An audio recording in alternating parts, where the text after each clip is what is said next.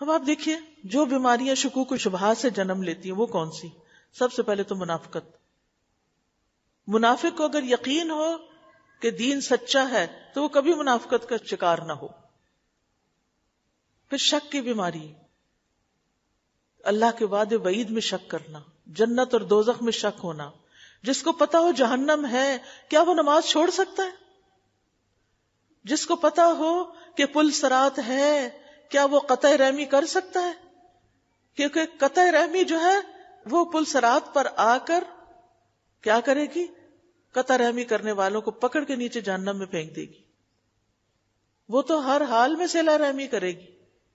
جس کو یہ یقین ہو کہ اگر توبہ کیے بغیر مر گئے تو پھر سزا بھگت کے جنت میں جا سکیں گے، تو وہ ہر چیز پہ توبہ کرتا رہے اور واپس اللہ کی طرف لوٹتا رہے. اور جس کو دل کی بیماری لاحق ہو جاتی ہے پھر وہ چیزوں کو ان کی حقیقت پہ نہیں دیکھتا، وہ بڑی خوش فہمیوں کا شکار ہو جاتا ہے. انسان کے تصور، امیجنیشن، اس کے ویژن، ہر چیز میں فساد اور بگاڑ پیدا ہو جاتا ہے. اسی لیے وہ آخرت پر یقین نہ ہونے کی وجہ سے ساری فکر اس کی، سارے غم اس کے دنیا کے بارے میں ہو جاتے ہیں. یہاں کیا ہوگا؟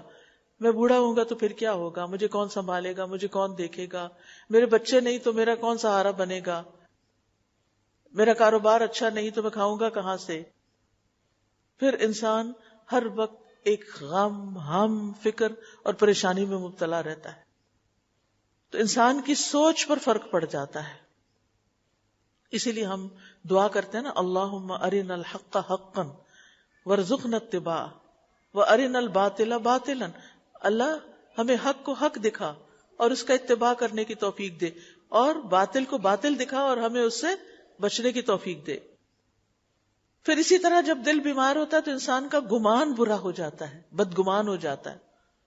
وہ ہر ایک کے بارے میں بدگمانی کرتا ہے، ہر ایک کے کام کو شک و شبے کی نظر سے دیکھتا ہے.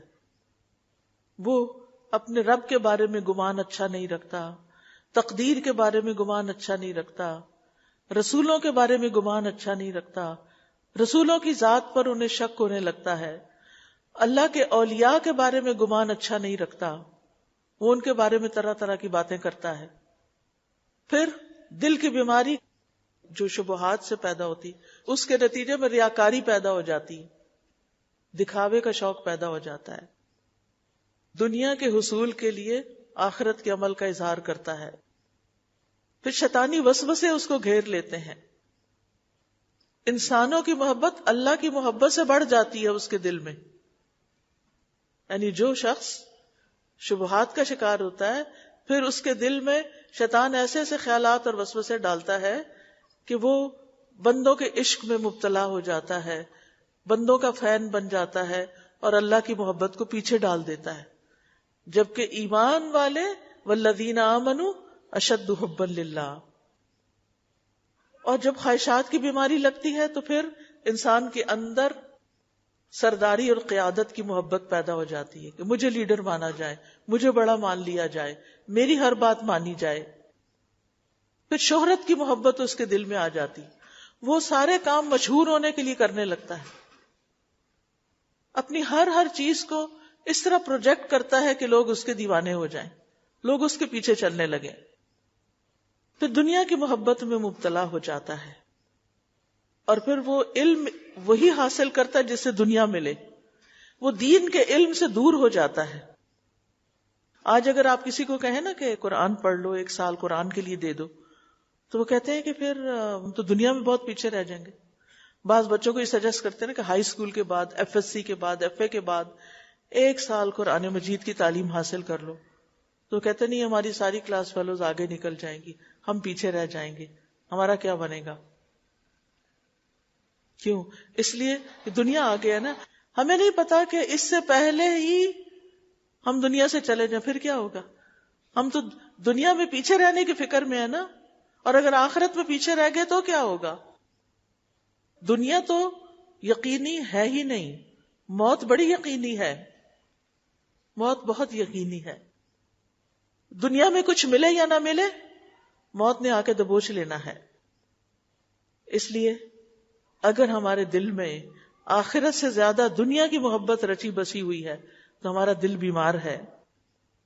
رسول اللہ صلی اللہ علیہ وسلم نے فرمایا، اس ذات کی قسم جس کے ہاتھ میں میری جان ہے، تمہارے اوپر دنیا یقیناً برسا دی جائے گی، یہاں تک کہ تم میں سے کسی ایک کے دل کو کوئی چیز ٹیڑھا نہ کرے گی مگر دنیا کی مزید طلب.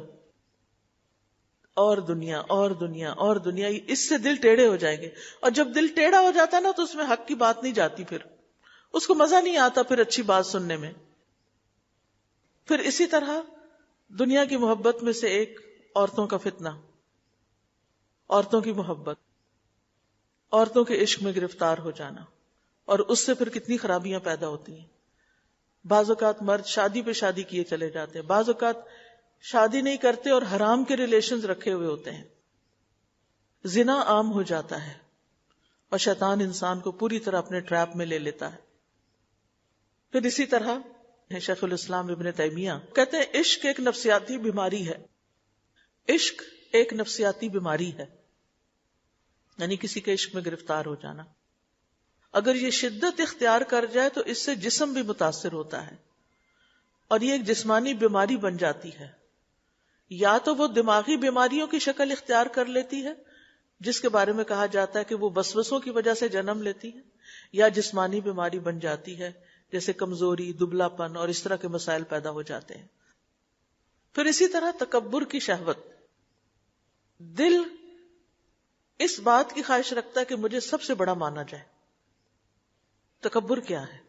نبی صلی اللہ علیہ وسلم نے فرمایا جس کے دل میں رائی کے دانے برابر تکبر ہو وہ جنت میں داخل نہیں ہوگا. ایک آدمی نے عرض کیا کہ ایک شخص چاہتا ہے اس کے کپڑے اچھے ہوں، اس کی جوتی اچھی ہو. آپ نے فرمایا کہ اللہ جمیل ہے اور جمال ہی کو پسند کرتا ہے. تکبر تو حق سے منہ موڑنے اور لوگوں کو کمتر سمجھنے کو کہتے ہیں. حق سے منہ موڑ لینا اور لوگوں کو چھوٹا سمجھنا یا اپنے آپ کو بڑی چیز سمجھنا. نبی صلی اللہ علیہ وسلم نے فرمایا کیا میں تمہیں اہل جہنم کی خبر نہ دوں؟ وہ سخت بد مزاج، بدخو اور تکبر کرنے والا ہے. پھر حسد کی بیماری میں انسان مبتلا ہو جاتا ہے اور وہ اس چیز کی تمنا کرتا ہے کہ دوسروں سے نعمتیں چھن جائیں، دوسروں کو کوئی کامیابی حاصل نہ ہو، جبکہ حسد ایمان کے منافی بیماری ہے. نبی صلی اللہ علیہ وسلم نے فرمایا کسی بندے کے دل میں ایمان اور حسد دو چیزیں اکٹھی نہیں ہوتی.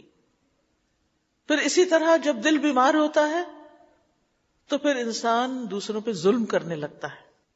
اور ظلم کرنا، ہم سمجھتے ہیں کہ کوئی حاکم بندوں پہ ظلم کرتے ہیں، وہ تو کرتے ہی ہوں گے، لیکن گھروں میں کتنا ظلم ہوتا ہے. بعض اوقات شوہر بیوی پہ کیسا ظلم کر رہا ہوتا ہے، بعض اوقات ساس بہو کے ساتھ کس طرح ظالمانہ طریقے سے پیش آتی، بعض اوقات بہو ساس کے ساتھ کیسا ظلم برت رہی ہوتی. ظلم کی کتنی قسمیں ہیں. ظلم کہتے ہیں کسی کو اس کا حق نہ دینا. گھر میں بزرگ ہیں، ان کو پوچھنا ہی نہیں، ان کے پاس بیٹھنا ہی نہیں، ان کی کوئی بات سننا ہی نہیں، ان کا خیال رکھنا ہی نہیں. کیا ان کے ساتھ ظلم نہیں ہے؟ ان کو صرف نوکروں پہ چھوڑ دینا کہ وہی ان کی دوائی دیں، وہی ان کا کھانا دیں، وہی ان سے باتیں کریں، اور خود ہم سارا دن رنگ رنگینیوں میں مبتلا رہے ہیں. کبھی کہیں شاپنگ جا رہے ہیں، کہیں سیر کو جا رہے ہیں، کبھی کافی پارٹی میں جا رہے ہیں، کبھی کہیں جا رہے ہیں. پھر یہ کہہ دینا ساس ہماری ذمہ داری نہیں ہے، وہ تو اپنے بیٹے کی ذمہ داری ہے. تو چلیں ٹھیک ہے، میں کہتی ہوتی ہوں کہ ٹھیک ہے، پھر بیٹے کو گھر بٹھائیں، آپ نکلے کام کے لیے. شوہر تو جلدی سے ماں کی تھوڑی سی خدمت کر کے فارغ ہو جائے گا، پھر باقی وقت کیا کرے گا؟ فون پہ بیٹھے گا. اور فون سے کیا کرے گا؟ جب بیوی گھر میں نہیں تو دوسری عورتوں کی طرف متوجہ ہوگا اور سارا نظام الٹ پلٹ ہو کے رہ جائے گا. یہ کہاں سے بات آ گئی کہ بزرگ ہماری ذمہ داری نہیں؟ بزرگ تو پورے معاشرے کی ذمہ داری ہے، اور جس گھر میں بزرگ رہتے ہیں وہ ہماری ذمہ داری ہیں.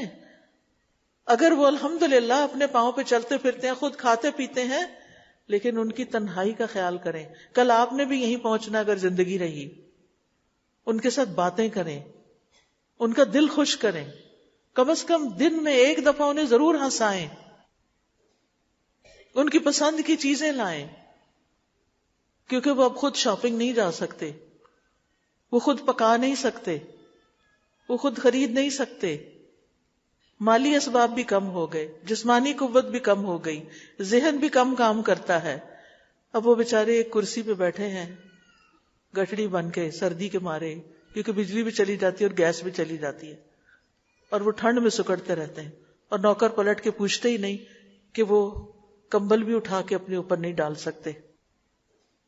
ہم ان چھوٹی چھوٹی ضروریات کا خیال ہی نہیں کرتے، ان بزرگوں کا جو ہمارے اپنی ہی چھت تلے رہتے ہیں، کیونکہ ہمیں اجر و ثواب پتہ ہی نہیں. ہمیں پتہ ہی نہیں کہ اس خدمت کا کتنا بڑا اجر اور کتنا بڑا صلہ ہے.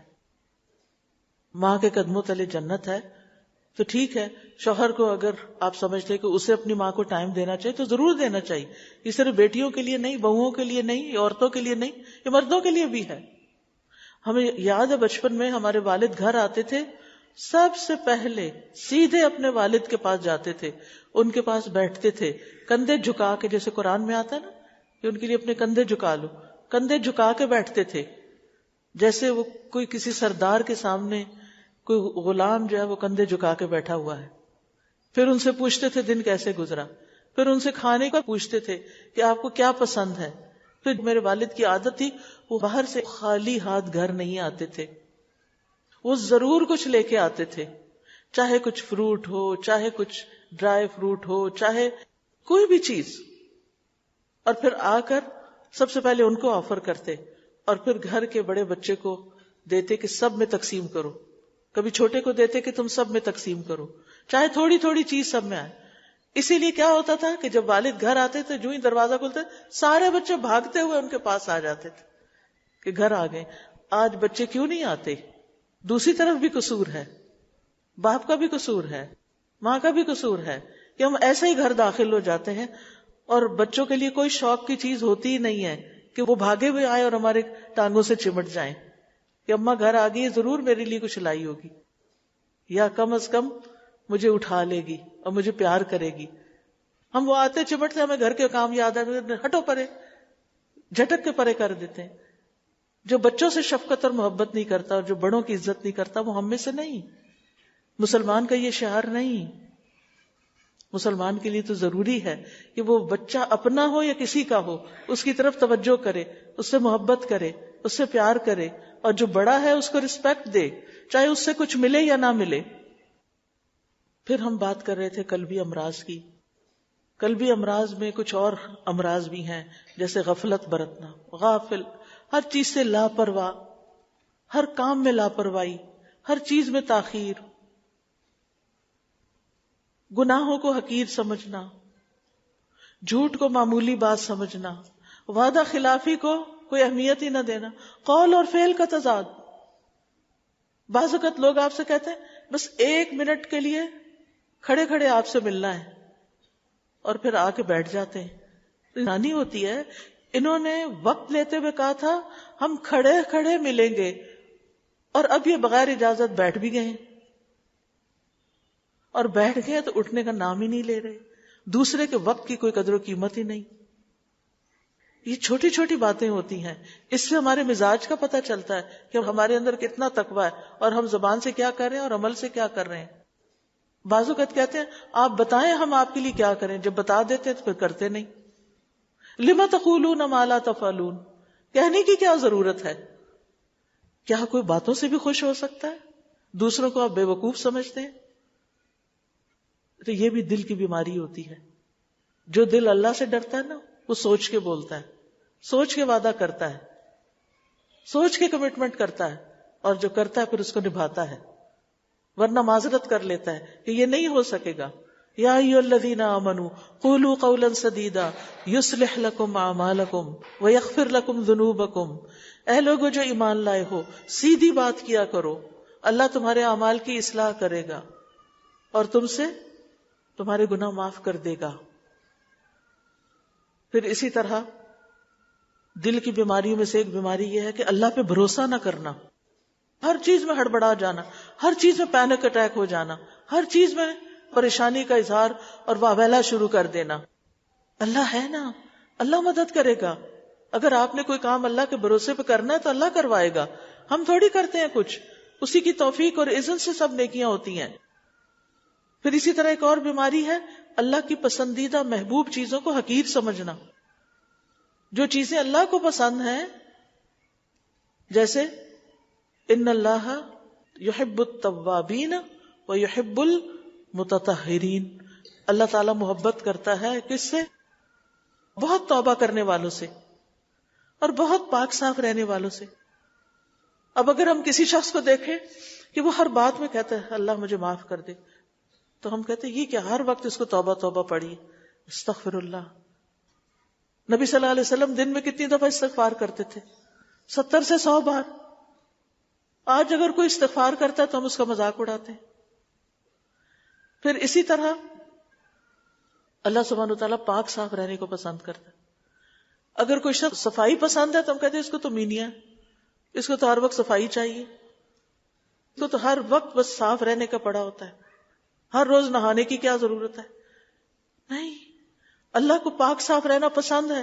نہاتے ہوئے بھی، وضو کرتے ہوئے بھی سوچا کریں اللہ کو پسند ہے اس لیے میں یہ کام کر رہی ہوں، تو اللہ تعالیٰ بھی آپ سے محبت کرے گا. ان اللہ یحب التوابین ویحب المتطہرین. پھر اسی طرح اللہ کی تقدیر پہ ناراض ہونا، اللہ نے میری قسمت میں کیوں رکھا. یہ جملہ کون نہیں بولتا میری تو قسمت ہی پھوٹی ہوئی ہے؟ یہ اللہ تعالیٰ کو ناپسند ہے جملہ. اللہ کو بلیم کر رہے ہیں. تقدیر کس نے بنائی ہے؟ قسمتیں کس نے بنائی ہیں؟ نعمتیں کس نے تقسیم کی ہیں؟ اللہ رب العزت نے. تقدیر کو بلیم نہ کریں، اللہ سے ناراض نہ ہو، تقدیر کے تکلیف دہ فیصلے بھی قبول کر لیں. کچھ چیزیں ہماری مرضی کے مطابق نہیں ہوتی دنیا میں، وہ اللہ ہی جانتا ہے کہ ہماری مرضی کے خلاف کیوں ہو جاتی ہیں. تو اس پر اللہ تعالیٰ ہمارے صبر کا امتحان لیتا ہے. اور کچھ چیزیں ہم سوچ ہی رہے ہوتے ہیں کہ وہ ہو جاتی ہیں، اس پر اللہ تعالیٰ ہمارے شکر کا امتحان لیتا ہے. پھر اسی طرح دل کی بیماریوں میں بغض، کینہ، بدگمانی، دوسروں کے بارے میں پہلے سے زیوم کر یہ اس وجہ سے انہوں نے کیا، یہ جو فلاں جگہ کھڑا ہے نا یہ کوئی مطلب ہے اس کا، یہ جو مجھے ملنے آیا نا ضرور اس نے کچھ، پہلے سے ہی بدگمانی. ان بعد الظن اثم، نبی صلی اللہ علیہ وسلم نے فرمایا ایاکم والظن فان الظن اکذب الحدیث. بدگمانی سے بچو، بدگمانی سب سے جھوٹی بات ہے. پھر اسی طرح آپ نے فرمایا دوسروں کے عیب تلاش نہ کرو، نہ ظاہری نہ باطنی. مال و دولت میں ایک دوسرے کے ساتھ مسابقت نہ کرو، ایک دوسرے سے حسد نہ کرو، آپس میں بغض نہ رکھو، ایک دوسرے سے منہ نہ پھیرو، روگردانی نہ کرو، ایک دوسرے سے ناراض نہ رہو، آپس میں مسلمان ہو. انما المؤمنون اخوہ، بھائی بھائی ہو، آپس میں سلام دعا حال چال کی خیر خبر رکھو. ایسے بندے بن کر رہو جو آپس میں بھائی بھائی. کونوا عباد اللہ اخوانا. پھر اسی طرح قطع تعلق ہی نہ کرو. ناراضگی ہو گئی ہے 3 دن کے بعد ناراضگی ختم کرو. پھر اسی طرح دل کی بیماریوں میں ایک بڑی بیماری بخل، کنجوسی، حرص، شح، سارے فائدے اپنے لیے چاہنا اور دوسروں کو کچھ مل جائے تو اس پہ حسد شروع کر دینا. اپنے دل کا جائزہ لے. جب کسی کو نعمت ملتی ہے تو میرے دل کا حال کیا ہوتا ہے؟ میں خوش ہوتی ہوں یا نہیں؟ جو بندہ دوسروں کی نعمت پہ خوش ہوتا ہے نا، سمجھے اللہ نے اس کے دل میں ایمان بھر دیا. الحمدللہ اللہ نے اس کو بھی دیا، شکر ہے اللہ نے اس کو دیا. کسی کے پاس بیٹیاں ہی بیٹیاں اور بیٹا ہوا تو اب آپ اس کی دیورانی ہے جٹھانی ہے تو ابھی آپ کا بیٹا نہیں ہوا تو جل کے نہ رہ جائیں. آپ شکر کریں الحمدللہ ہمارے خاندان میں ایک بیٹے کا اضافہ ہو گیا. کسی کے جاب آپ سے بہتر ہو گئی، بھائی ہے دوسرے ملک اس کو کوئی اپرچونٹی مل گئی، خوش ہوں. شکر ہے ہمارا اپنا ترقی کر گیا، بجائے اس کے کہ اوہ وہ تو وہاں پہنچ گیا اور ہم یہیں بیٹھے رہیں گے، ہماری تو قسمت ہی پھوٹی ہوئی. کتنا ہم اپنے آپ کو اذیت دیتے ہیں دنیا میں بھی، اور ان زبان سے نکلی ہوئی باتوں کا آگے بھی جا کے بھگتنا پڑے گا. اور اگر یہ بیمار دل ساتھ چلا گیا تو آگے بھی مصیبت پڑ جائے گی. نبی صلی اللہ علیہ وسلم نے فرمایا دل میں ایمان اور بخل اکٹھے نہیں ہو سکتے. دوسروں کے لیے دل بڑا کریں، اگر کوئی ان کی بات بری لگی ہے تو ان کو معاف کر کے آگے بڑھیں. اچھا سوال یہ پیدا ہوتا ہے کہ دل بیمار کیوں ہو جاتے ہیں؟ اس کی کچھ وجوہات ہیں. ایک تو ہے اللہ کی آیات سے روگردانی، قرآن کا دل میں نہ اترنا، اللہ کے ذکر سے روگردانی، خیر کے کاموں میں سستی، فرائض سے پیچھے رہنا، فتنے قبول کر لینا، یعنی فضول باتیں، کسی کے خلاف کوئی بات آئی کہ سوشل میڈیا پہ وائرل ہو رہی، فوراً اس کے نیچے کمنٹ کرنا بغیر تحقیق کے. آج آپ دیکھیں کہ لوگوں کے پاس کتنا وقت ہے، ایک شخص بلا تحقیق بے بنیاد باتیں کسی کے بارے میں کر دیتا ہے، ویڈیو بنا دیتا ہے، دوسرے لوگ دیکھ کے خوش ہو رہے ہوتے ہیں کہ چلو کسی کا کوئی عیب پتا چلا، اور جبکہ حقیقت کچھ اور ہی ہوتی ہے اور چیز کو کچھ سے کچھ بنا کے پیش کیا جاتا ہے. یہ جو لوگوں نے کاروبار بنایا وہ یوٹیوب اور فیس بک پہ کہ ایسے ایسے تھم نیلز لگاتے ہیں، ایسے ایسے ٹائٹل بناتے ہیں جن کا اندر کے کانٹینٹ سے کوئی تعلق نہیں ہوتا، یہ جھوٹ ہے اور اس طرح کا کاروبار حرام ہے. آپ کبھی کسی کی ذات کے خلاف کوئی بات کرتے ہیں، کبھی کوئی ایسا شوشہ چھوڑتے ہیں جس کی کوئی حقیقت ہی نہیں ہے، اور کبھی وہ بات لکھتے ہیں جو لوگوں میں بڑی ٹرینڈی ہے لیکن جو آپ کانٹینٹ ان کو دے رہے ہیں وہ ان کا نہیں ہوتا. بعض اوقات نام کسی کا لکھا ہوتا ہے، اندر سے کوئی اور بول رہا ہوتا ہے، صرف ریٹنگ بڑھانے کے لیے، صرف لوگوں میں مشہور ہونے کے لیے، زیادہ ویوز بڑھانے کے لیے. یہ سب جھوٹ کا کاروبار ہے، اور جھوٹ منافقت کی علامت ہے، یہ ایمان کا دشمن ہے. پھر اسی طرح دل کو بگاڑنے والی چیزوں میں کثرت کلام، کثرت طعام، طرح طرح کے کھانے کھانا، طرح طرح کی باتیں، یہ دلوں کو سخت کر دیتی ہیں. ابن قیم کہتے ہیں دل کو بگاڑنے والے 5 امور ہیں: لوگوں سے زیادہ گھل مل کے رہنا، خواہش پرستی، اللہ کے علاوہ کسی دوسرے سے تعلق، زیادہ کھانا، زیادہ سونا، ساری رات سو کے پھر صبح اٹھ کے پھر سو جاتے ہیں. اور قرآن الفجر، فجر کے وقت قرآن جس میں فرشتے حاضر ہوتے ہیں، گھر میں رحمت آتی ہے، وہ پڑھتے ہی نہیں ہے. آپ میں سے ہر شخص میک شور کرے، خود بھی اور اپنے بچوں کے لیے بھی، کہ صبح قرآن سے پہلے کوئی چیز نہیں پکڑنی. نماز پڑھی ہے، سیدھا قرآن کو اٹھا لیں. ہم سب سے پہلے کیا پکڑتے ہیں؟ پتہ ہے نا کیا پکڑتے؟ آنکھ کھلتے ہی کیا اٹھاتے؟ Cell phone. ذرا چیک کر لوں کوئی ضروری میسج نہ آیا، اور نماز ہی لیٹ کر دیتے. بعض اوقات میں دیکھتی ہوں لوگ تہجد کے وقت میسج کر رہے ہوتے. یہ وقت ہے دعاؤں کی قبولیت کا، اللہ تعالیٰ پکار رہے ہیں، ہے کوئی مانگنے والا میں اس کو دوں، اور ہم اللہ سے مانگنے کی بجائے سیل فون اٹھا لیتے. کتنا اپنا نقصان کر رہے ہیں، کتنی اپنے آپ کے ساتھ زیادتی کر رہے ہیں. اب یہ ہے کہ اپنے دل کا علاج بھی کرنا ہے. سب سے پہلے تو اپنے رب کے ساتھ سچے ہوں، اخلاص پیدا کریں، اپنے اندر توحید کو خالص کریں، سنتوں پر عمل کریں، شہوات کو کنٹرول کریں، غفلت سے باہر نکلیں، فرائض کو بر وقت ادا کریں.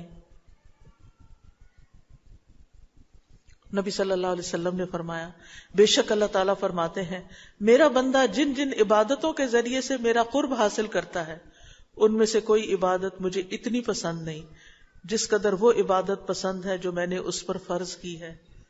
یعنی فرض نماز، فرض روزہ، فرض حج کرنا، فرض زکوٰۃ ادا کرنا. میرا بندہ نوافل کے ذریعے مجھ سے اتنا قریب ہو جاتا ہے کہ میں اس سے محبت کرنے لگ جاتا ہوں. یعنی جس بندے کی زندگی میں نفل زیادہ ہوں وہ اللہ کا محبوب بن جاتا ہے، اور جب میں اس سے محبت کرنے لگ جاتا ہوں تو اس کا کان بن جاتا ہوں جس سے وہ سنتا ہے. وہ بات کی تھی نا شروع میں ہم نے کہ ان کے کان نہیں کہ جس سے یہ بات سنے اور سمجھے. اس کی آنکھ بن جاتا ہوں جس سے وہ دیکھتا ہے، اس کا ہاتھ بن جاتا ہوں جس سے وہ پکڑتا ہے، اس کا پاؤں بن جاتا ہوں جس سے وہ چلتا ہے. اگر وہ مجھ سے مانگے تو میں اسے دیتا ہوں، اور اگر مجھ سے پناہ کا طالب ہو تو میں پناہ دیتا ہوں. اللہ اللہ، ایسی تعظیم، ایسی قدردانی، اللہ کی طرف سے اتنا اکرام، اتنی عزت، اتنی اہمیت اس بندے کی، اس مخلوق کی، کہ جو اپنے فرائض اور نوافل ادا کرے جیسے کرنے چاہیے. اور پھر دل کی اصلاح ہوتی ہے حرام چیزوں کو چھوڑنے سے. حرام چیزیں مت دیکھیں، نیٹ فلیکس پہ بیٹھ کے واہیات فلمیں مت دیکھیں، ڈرامے مت دیکھیں، فحش فلمیں مت دیکھیں، فحش چیزیں مت سنیں، فحش تصویریں نہ دیکھیں، اپوزٹ سیکس کی طرف گور گور کے نہ دیکھیں. یہ ساری چیزیں نگاہوں کی حرام ہے. زبان کی حرمتوں والی چیزیں جیسے جھوٹ، چغلی، غیبت، کسی کو تانا دینا، لڑائی جھگڑے کرنا. پھر کرنے کے کاموں میں دل کی اصلاح کے لیے تلاوت قرآن. تلاوت قرآن جو ہے شفاء لما فی الصدور ہے، سینے کی بیماریوں کا علاج ہے. لیکن تلاوت جو ہے اس میں صرف قرات نہیں ہوتی، قرات ایک چیز ہے اور تلاوت اس میں معنی بھی سمجھے جاتے ہیں اور عمل بھی ہوتا ہے. تلا یتلو تلون کا مطلب ہوتا ہے پیچھے آنا. تلاوت کا جو اصل مطلب ہے وہ اتباع ہے، یعنی صرف قرآن پڑھنا نہیں بلکہ اس کو فالو کرنا. تو قرآن شفا ہے گمراہی سے، قرآن شفا ہے بیماری سے، قرآن شفا ہے شکوک و شبہات اور شہوات کی بیماری سے. پھر اسی طرح دل کی اصلاح ہوتی ہے توبہ اور استغفار سے. روزانہ 100 بار کم از کم استغفار کرے، ایک تسبیح استغفار کی ضرور کرے. پھر صبر کرنا، نافرمانی کے کاموں سے رک کے، نیک اعمال کر کے، سختیوں اور مصیبتوں پر اپنی زبان اور اپنے ایکشنز کو روک کے. پھر خواہش پرستی سے بچنا، کیونکہ خواہش کی پیروی کرنے سے دل کی سختی ہو جاتی ہے. پھر دل کی اصلاح ہوتی ہے شکر گزار بننے سے. بندوں کا بھی شکر گزار رہے ہیں، اللہ کا بھی شکر گزار رہے ہیں. شکر کرتے رہیں گے، نعمتیں بڑھتی رہیں گی. پھر اللہ تعالیٰ کی آیات میں غور و فکر، چاہے کائنات میں ہو چاہے قرآن کی ہو. پھر اللہ کے فیصلوں پہ راضی ہونا. پھر غور و فکر کرتے ہوئے کائنات کو مطالعہ کرنا، نیک لوگوں کی مجالس اختیار کرنا، علم کی مجلسوں میں بیٹھنا. اعلیٰ مرتبے کے لوگ کون ہوتے ہیں؟ جن کے سینے سلامت ہوں، جن کے مال کی سخاوت ہو، جن کی زبان سچی ہو، جو ہمبل ہوں، عجز و انکساری ہو، صبر کرنے والے ہوں، تنہائی میں روتے ہوں رب کے سامنے، لوگوں کے خیر خواہ ہوں، ہر ایک کے خیر خواہ ہوں، مومنوں کے لیے رحم دل ہوں، فنا ہونے کے بارے میں، موت کے بارے میں سوچتے رہیں اور ان کی نگاہ عبرت کی نگاہ ہو. ان کے دل سب کے لیے صاف ہوں، ان کے سینے حسد اور کینے سے پاک ہوں، کیونکہ جب تک دل کینے سے پاک نہ ہو سلامت دل نہیں ہو سکتا. وہ کسی سے حسد نہ کرتے ہوں، وہ دینے والے ہوں، وہ دوسروں سے لالچ نہ رکھتے ہوں، دوسروں سے غرض نہ رکھتے ہوں، کسی سے محبت اور چاہت کسی مقصد سے نہ کرتے ہوں، صرف اللہ کی خاطر کرتے ہوں. جن کی زندگی میں ہر مرحلے پر دعائیں ہوں.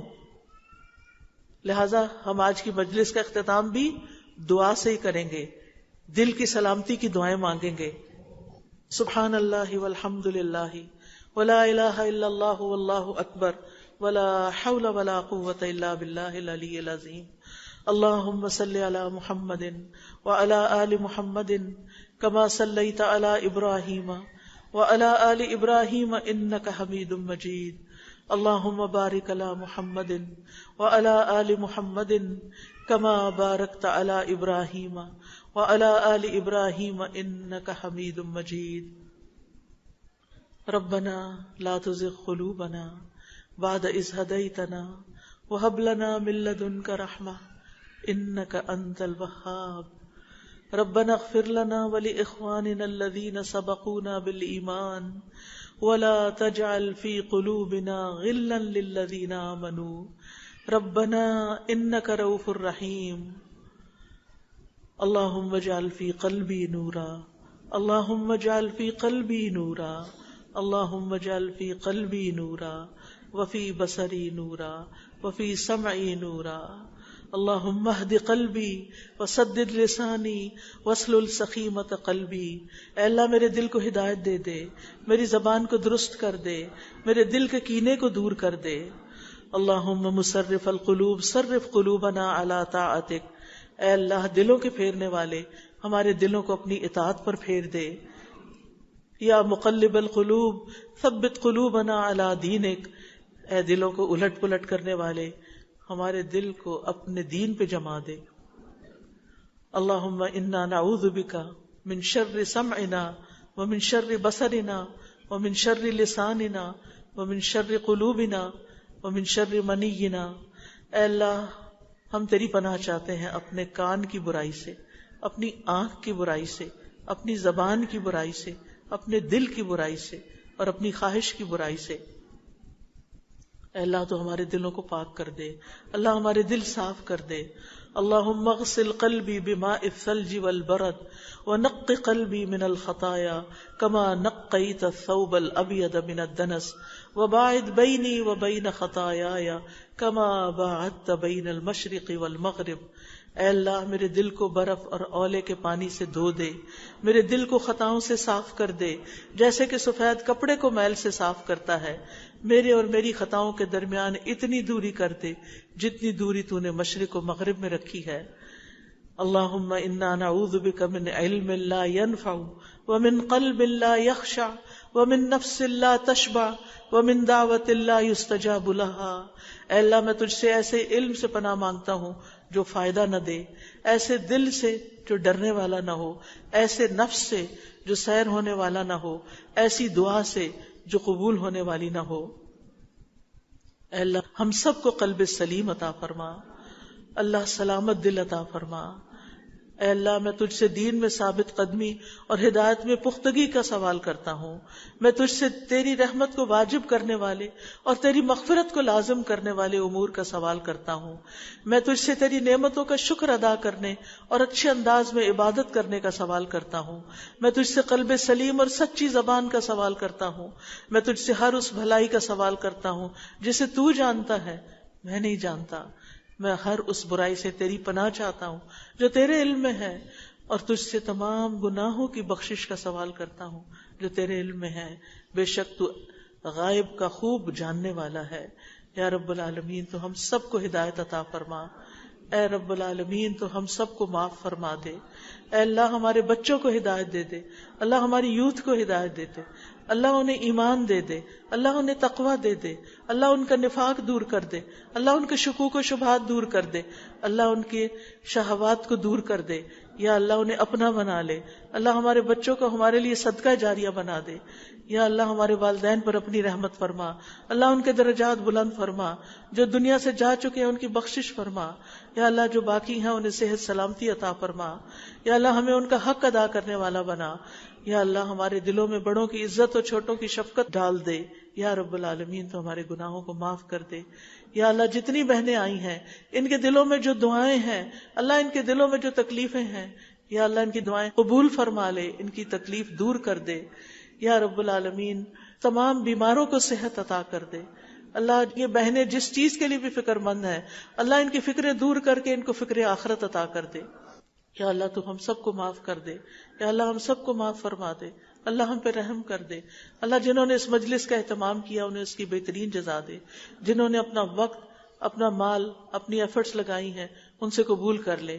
اور جو بہنیں تکلیف اٹھا کے آئی ہیں دور دراز سے، یا اللہ ان کا آنا قبول کر لے. اللہ ہم میں سے کوئی بھی یہاں سے محروم نہ جائے. اللہ تو ہمارے دلوں کی اصلاح کر دے. اللہ ہمارے دلوں میں اپنی محبت بھر دے، ایمان بھر دے، یقین بھر دے. یا اللہ ہمیں قلب سلیم عطا کر دے. ربنا تقبل منا انک انت السمیع العلیم وتب علینا انک انت التواب الرحیم. وصلی اللہ تعالی علی خیر خلقہ محمد وعلی آلہ واصحابہ واہل بیتہ اجمعین برحمتک یا ارحم الراحمین. الہی آمین. سبحانک اللہم وبحمدک اشہد ان لا الہ الا انت استغفرک واتوب الیک. یا رب العالمین تو قبول کر لے. السلام علیکم ورحمۃ اللہ وبرکاتہ.